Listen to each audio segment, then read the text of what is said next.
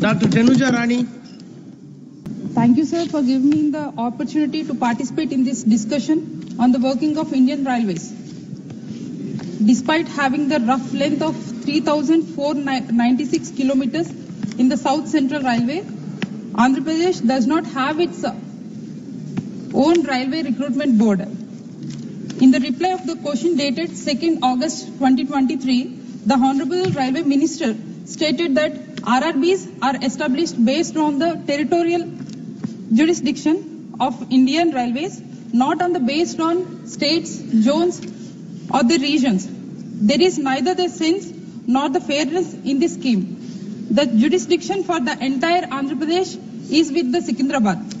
The ironic that 7th largest state in the India does not have its own railway recruitment board. This only indicates the neglect from the union to the people of Andhra Pradesh. I request the union minister to look after this issue and urgently find the adequate solution. I request the Honorable Minister to conduct the pre-recruitment training in ASR and Manyam district before Railway Recruitment Board examination by identifying potential candidates, offering study materials and practice the test helps the candidate to prepare for the RRB examination. This pre-recruitment training will enhance the employability skills of the local youth and making them more competitive in the RRB examination. New Vande Bharat train for the connectivity and tourism. The Vande Bharat train from Nellore to Mysore via Tirupati and Renigunta has been proposed and facilitated travel from devotees and tourists. Vande Bharat sleeper train between Tirupati and Visakhapatnam is also recommended to reduce the travel time and improve the connectivity between the Visakhapatnam and Tirupati destinations. The central government recent decision to bifurcate the historic Valtir division has resulted in the creation of new division headquarters at Raigada. This reorganization have effectively led to the shifting of key revenue generating assets, most notably the KK line, Kottavalsa to Kirandul line and the Aruku Valley station away from Visakhapatnam division, thereby diluting the Andhra Pradesh control over these vital resources. The KK line renewed for its freight revenue through the transport of mineral resources and the Aruku Valley station a keynote for promoting tourism and the local commerce and integral to the economic backbone of Andhra Pradesh. They represent the critical lifelines for our state.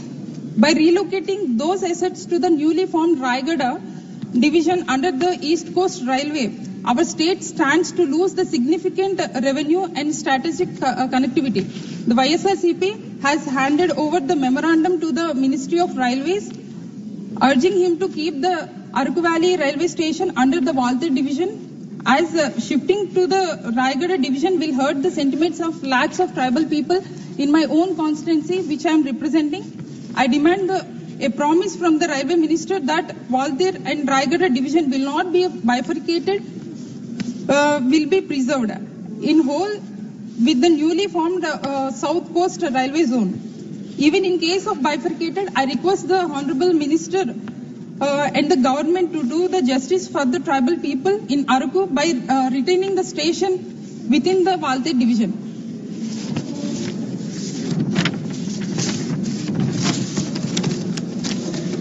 The Chief Minister promising the people of Andhra Pradesh a high-speed bullet rail corridor and the train connecting Hyderabad, Amaravati, Chennai and Bangalore.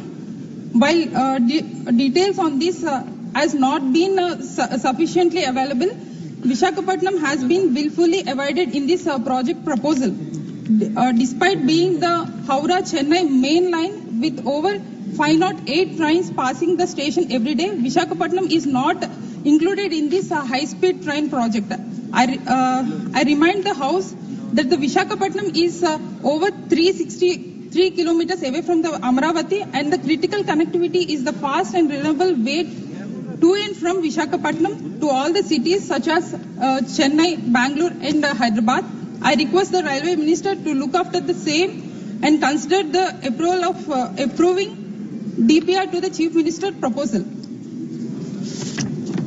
And Indian Railways has the long legacy in serving Indians without bias and prejudice, increasing the train stoppages, routes and connectivity in Andhra Pradesh, appointing a permanent general manager to a